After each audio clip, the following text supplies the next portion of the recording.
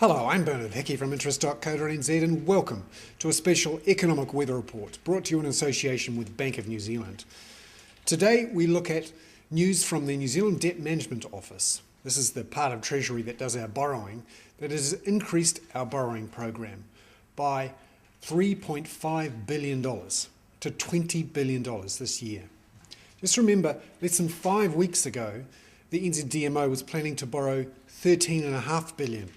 So it's increased that borrowing by $6.5 billion inside 5 weeks. Why is this? The budget is getting worse, but not that worse. It's clear that the NZDMO wants to borrow more than we need right now. In fact, the Treasury's forecast is that we'll have a deficit of around $11.1 billion this year, yet it looks like we're going to borrow $20 billion. Now, some of that will be to roll over some debt. But it's clear the government is borrowing more than it needs to, in part because it fears what might happen on international markets.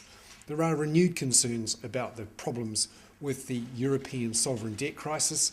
We've obviously had the problems in Japan, and financial markets remain quite volatile.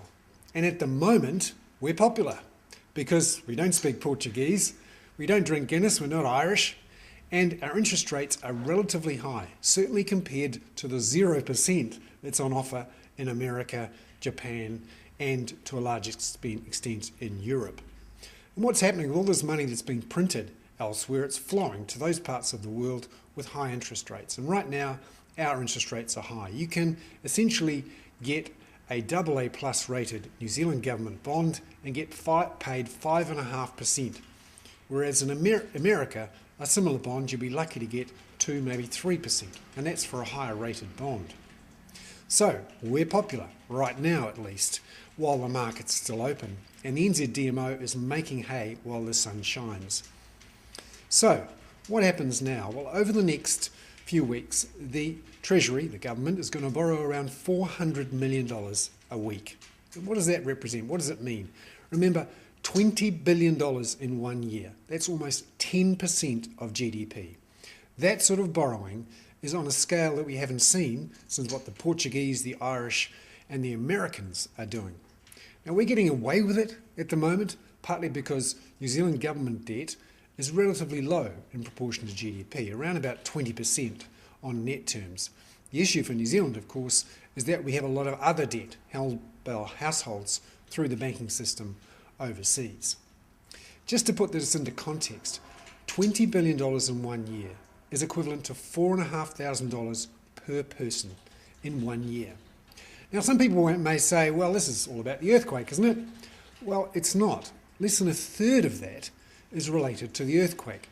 Most of that borrowing is related to the deterioration of the economy and a structural deficit of around 4 to 5% of GDP.